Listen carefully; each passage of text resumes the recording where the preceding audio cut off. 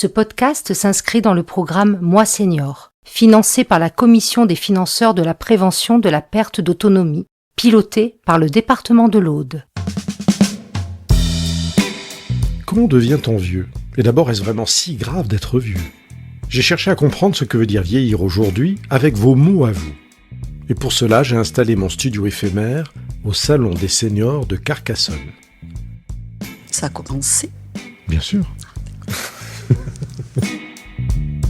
Viviane s'est installée devant le micro, je lui tends un miroir. Je me décris physiquement ? Alors, qu'est-ce que je vais dire là ? Je sais pas comment je me vois. Je me vois pas vieillissante. Je me vois, je sais pas. Je me vois bien. Je me pomponne. Donc, je me vois. Oui, je trouve que voilà. Je rends pas une image. C'est parti de la politesse, ça, hein, de se pomponner, de s'apprêter, D'abord, c'est pour moi, mais c'est de la politesse pour les autres. Voilà. Je m'appelle Philippe Kern et je vous pose la question. Vieux ? Et alors ? Vieux est à mieux. Moi, je trouve que c'est bien si on vieillit, c'est qu'on est en vie déjà. Et si en plus on vieillit bien, c'est encore mieux. C'est quoi bien vieillir ? Bien vieillir, c'est être bien dans sa tête et dans son corps. Voilà. C'est profiter, dans la mesure de ses moyens.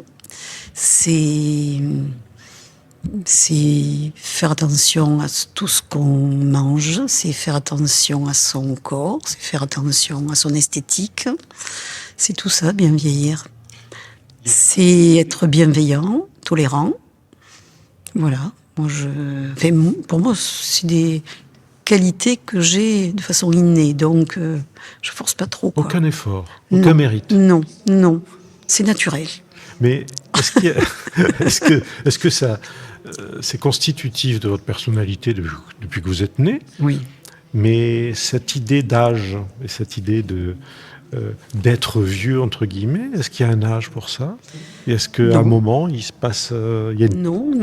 Pour moi, c'est pas une question d'âge d'être vieux, parce qu'il y a des jeunes qui sont vieux et des vieux qui sont très jeunes. Voilà. Après, c'est sûr qu'on ne fait peut-être pas les mêmes choses à la même allure, hein, mais c'est ce que je me dis, moi d'ailleurs, perso, hein. Je me dis, calme-toi doucement, ne monte pas les escaliers 4x4, voilà. Vous retenez, sinon vous le feriez. Oui, parce qu'encore physiquement, je peux me le permettre, voilà. Est-ce que c'est alors dans le regard des autres que l'on découvre qu'on a un peu avancé dans l'âge ? Oui, un peu, oui. C'est comme ça ? Mais moi, je n'ai pas encore ce ressenti. Je ne sais pas pourquoi. Bon, je suis une septuagénaire, hein, mais je ne le ressens pas dans le regard des autres. Et puis, comme c'est pas ma nature de me méfier, de regarder ou autre, je vais de l'avant et puis voilà. Donc, ça marche. Quel a été votre âge préféré ? Mon âge préféré, ça a été de 40 à 60. C'est une sacrée tranche de vie, 40-60. Oui. Pourquoi ? Eh bien, parce que là, on s'assume complètement. On a eu une vie, on a eu des enfants. Et puis, c'est le moment de bien s'occuper de soi. Voilà, on a du temps, on a du boulot. Ça, c'est très important aussi. Et c'était bien quand je travaillais. Je disais à mes collègues là qu'elles avaient de la chance de travailler encore. Bon, elles n'ont pas été de mon avis, mais enfin... Le temps de ce passage de la retraite, ça n'a pas été un marqueur compliqué pour vous ? Pas du tout. Pourtant, le travail avait l'air d'être important pour oui, moi, le travail était important, il était intéressant, j'avais une belle équipe, c'était super. Il y a eu une centaine de personnes à mon pot de départ. Je vois encore des anciens collègues ça, je trouve que c'est bien. Qu'est-ce que vous faisiez ? J'étais dans la fonction publique. Voilà. Et donc, le tournant n'a pas été difficile à prendre. Vous l'aviez préparé ? Dans ma tête, oui, je l'avais préparé, oui. Et vous l'abordiez comment ? Avec un peu d'appréhension ? Pas du tout. Du tout. C'est pas possible. Vous n'avez Vous dites c'est inné, vous souriez à la vie, vous n'avez Oui. aucune appréhension, tout se déroule. Alors dites-moi où est la faille? La faille, j'en ai pas de faille pour le moment. La faille de vieillir, il n'y en a pas. La faille, ce serait que je sois malade. Ça serait qu'on me découvre quelque chose. C'est ça la faille. Mais de ce côté-là aussi, je suis pour la prévention. Et tout ce qu'on me propose de faire en prévention, je le fais. C'est une bonne élève de la prévention. Peut-être, oui, une bonne élève, oui. Oui, oui.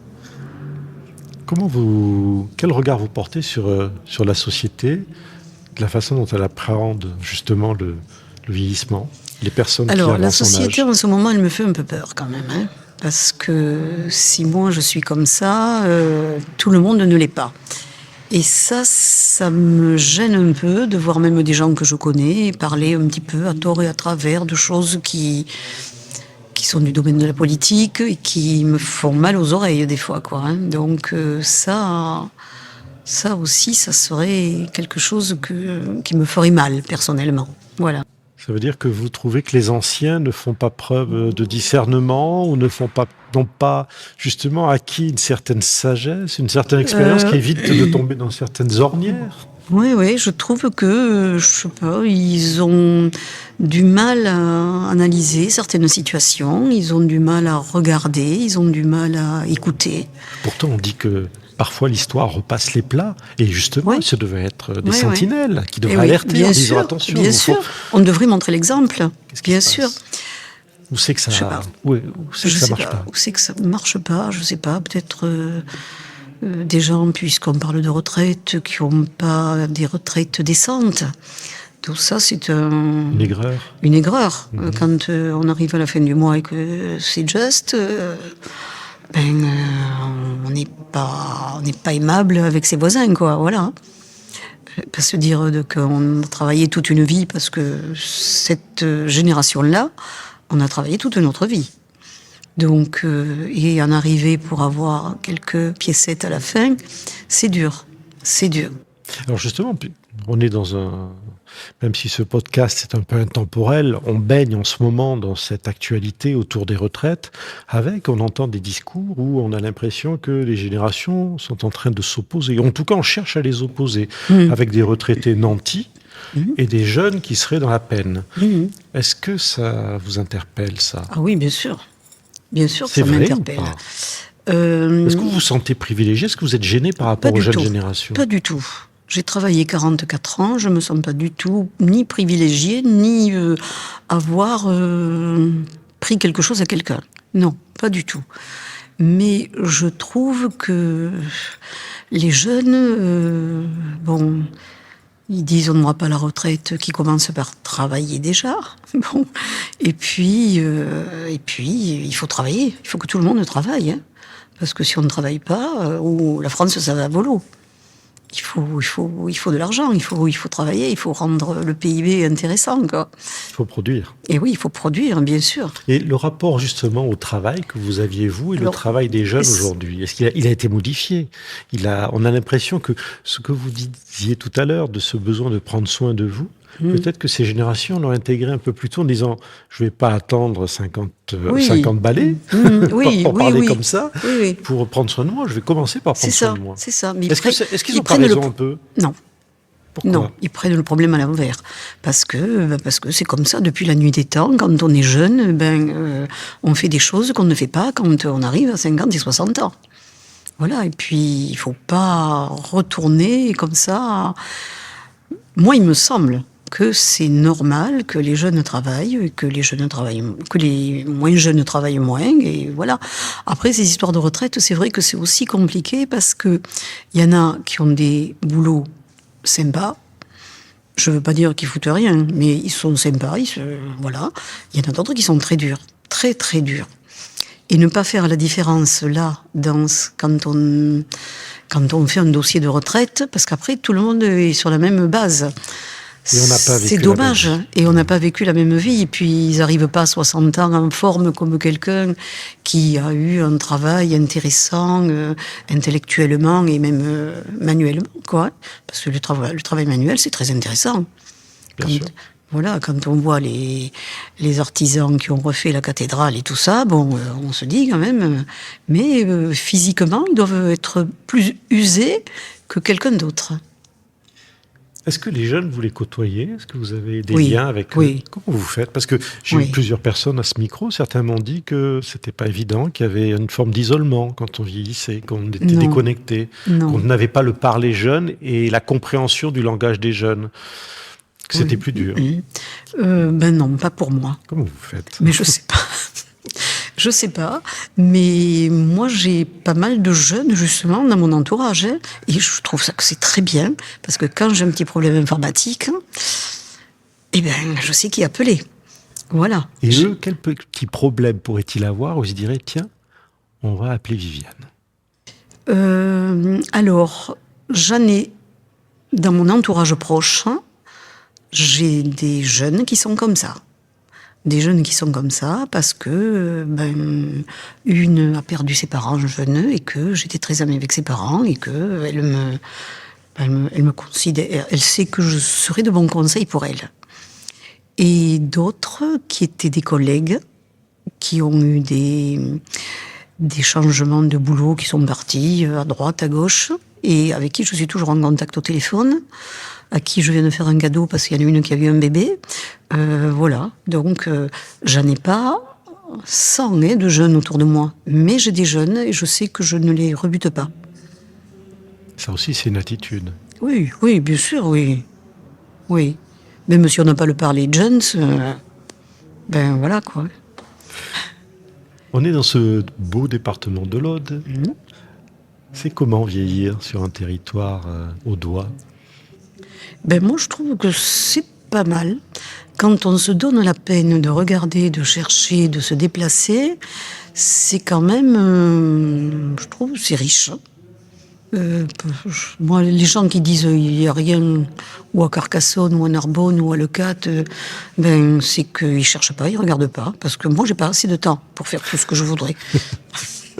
Est-ce que vous faites des choses aujourd'hui que vous ne faisiez pas avant et qui vous tardait de faire, justement? Oui, je vais beaucoup plus au sport, je vais beaucoup plus à la mer, je vais me balader, j'arrive d'Italie, je vais voir mes enfants à Montpellier, je prends le train, voilà.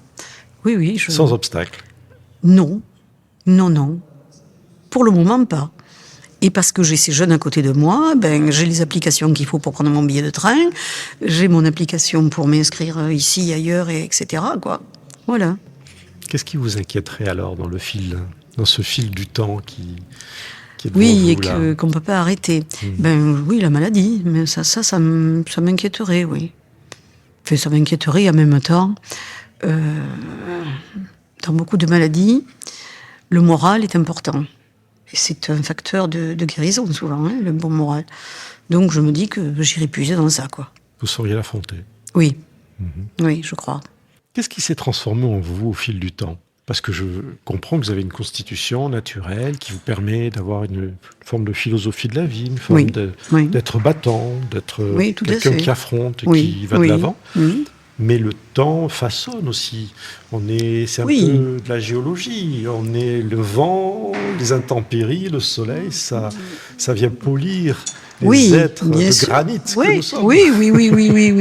oui. Eh ben, moi, je pense que ce qui me façonne, c'est la culture, la philosophie, la méditation. Ouais. Voilà. Mais ça, vous l'avez toujours fait? Non. Non, la méditation, non. La philosophie, j'avais pas le temps quand je travaillais. La lecture aussi, j'avais du temps de lire, mais pas comme maintenant. Et qu'est-ce qui s'est transformé au-delà de ces activités-là que vous avez fait à un certain moment, parce que vous aviez le temps, j'imagine au moment de la retraite peut-être, mais avant ça, il s'est passé des événements dans votre vie, vous avez vécu, Oui. et ça vous a transformé. Oui. Vous n'êtes pas arrivé à l'âge de la retraite comme vous l'étiez à 30 ans. Non.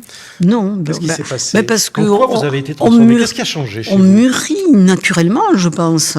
Et puis on a des épreuves dans la vie. Il faut les encaisser. Voilà, donc j'ai fait ça. Je suis comme tout le monde. J'ai eu une propriété, j'ai eu un mari, j'ai eu des enfants, et puis maintenant j'ai plus de propriété, j'ai plus d'enfants, j'ai plus de mari, j'ai mes enfants encore. Non, mais tout ça, ça apprend à vivre. Ça, voilà. Vous aviez des rêves quand vous aviez 20 ans, 30 ans? Des rêves. Ben non, je suis pas quelqu'un qui... J'ai plutôt les pieds sur terre, moi. Vous n'aviez pas un projet qui vous auriez enthousiasmé, un moteur de vie que vous auriez réalisé ou que vous n'avez pas réalisé, justement? Non, là, vous me prenez un peu au dépourvu, mais non, j'ai pas quelque chose, en tout cas, j'ai pas de regret. L'expression trop tard. Non, jamais. C'est jamais trop tard. Non. Enfin, après, si je voulais faire, je sais pas moi, mon rêve c'était de faire du saut en parachute, par exemple. Et je l'ai pas fait encore. J'ai rencontré quelqu'un qui a 95 ans, qui avait fait son premier saut. Ah ouais, j'aimerais faire ça, le saut en parachute. Voilà, ou le saut à l'élastique aussi. Ça doit faire monter l'adrénaline, ça. Oui. Voilà, c'est des choses que j'aurais aimé faire. Et prendre son temps, c'est maintenant que ça a du sens? Ou Ah, ça inquiète? Ou non. c'est une urgence de vivre?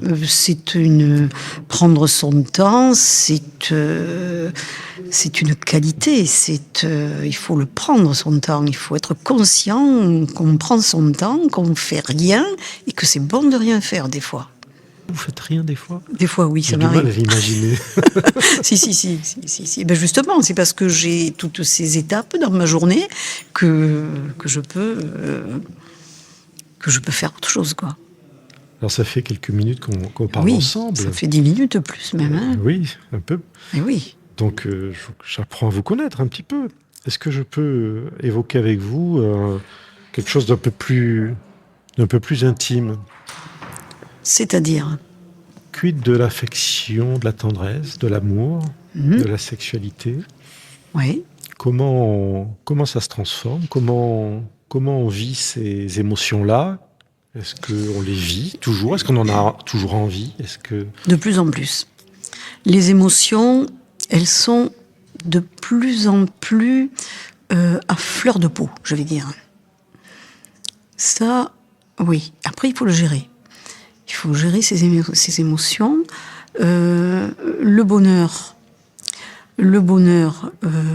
moi, je me sens heureuse. Le bonheur, c'est des petits moments, hein, c'est des trucs qui sont bien, quoi.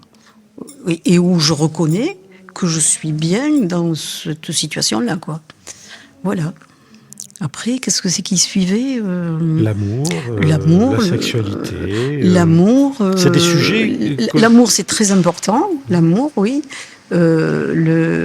L'amour réciproque, bien sûr. Hein. C'est très important. C'est important parce que sinon, ça vaut pas la peine d'aller voir ailleurs, quoi. Et après, oui, bien sûr, le sexe, c'est important. Ouais. Est-ce que c'est tabou pour les vieux? Pour beaucoup.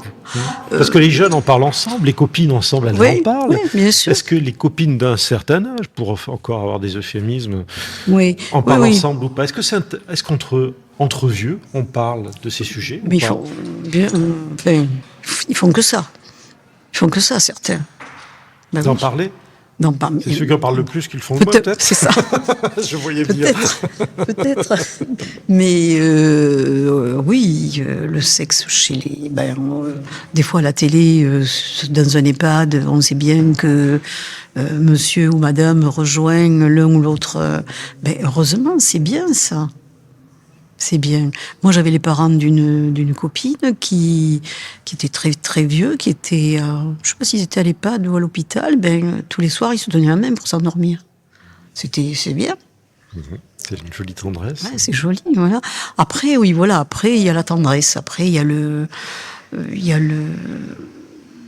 l'estime de l'autre, il y a le bien-être, se comprendre sans se parler. C'est pour ça il faut du temps. Il faut une relation qui dure. Ah oui. C'est pas facile, ça. Non, mais c'est pour ça que c'est très difficile à nouer une relation d'amour. Surtout maintenant, quoi. Hein. Surtout maintenant.